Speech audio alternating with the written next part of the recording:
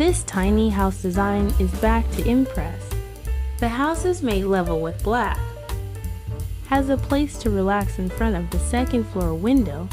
Architecture thinks about the comfort of the occupants of the house.